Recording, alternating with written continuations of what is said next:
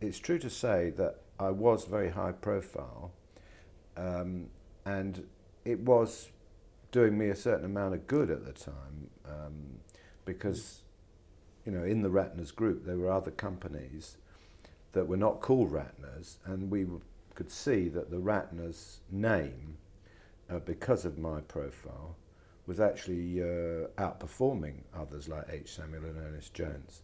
So it was, you know, so all that publicity, I'm not saying comparing myself with Branson, but there was a little bit of that in there at the time.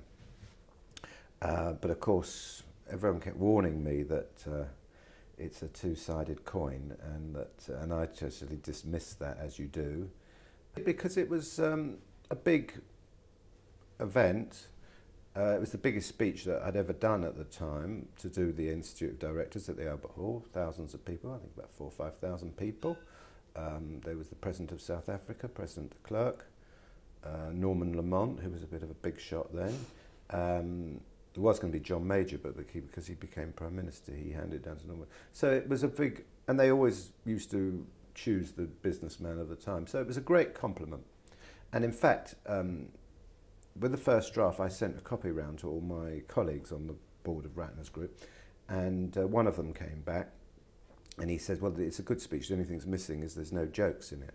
So I said, well, the jokes that always work are the prawn sandwich one, and the sherry decanter one. So he said, well, put those in. So I said, well, they relate to H. Samuel, actually. So he said, well, never mind about it, just say for Ratner's. So I put those in at the last minute. Nice sherry decanter, it's cut glass, and it comes complete with 6 glasses on a silver-plated tray that your butler could bring you in and serve you drinks on. And it's really only cost £4.95. People say to me, how can you sell this for such a low price? I say, because it's total crap.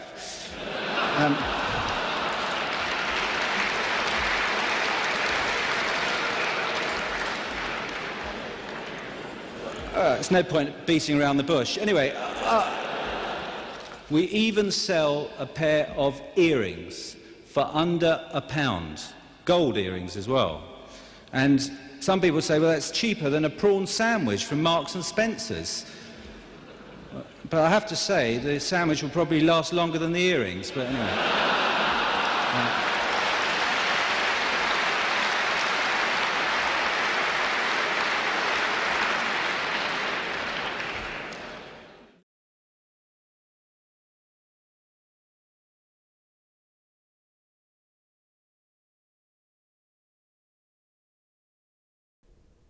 You know, and for many years afterwards, I was very upset with the media because they were very disingenuous, to be honest with you. I mean, but that's what they like.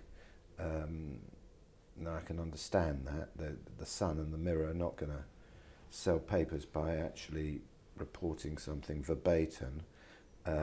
So I should have realised that. And I've never actually, because of that, I suppose, I've never gone out there and criticised the press publicly, because you see these football managers doing it all the time. Van Gaal is doing this at the moment. It just comes over very badly. Celebrities do it, it just doesn't work. So, and also, if you are going to try and turn them round, you're not going to do it that way anyway. So I don't feel as bitter as you might think.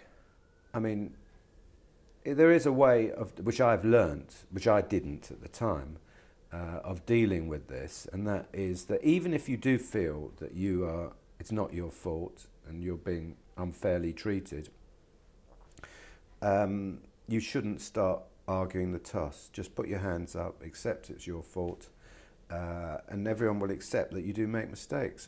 So I've learned that you know that you have to over-apologise, if you like. You know, there is this ultra cautiousness with companies at the moment, where you really get turned off by the fact that they are saying all the right things and they're repeating it. They're saying the bleeding obvious, as John Cleese would say, and really, there's not a lot of point in that. But you know, I can understand it to a certain degree, and I'm very cautious now in what I say, and I try and say the right thing, only because of the fact that I've experienced what it's like to make a mistake, and I'm really scared of going back down there.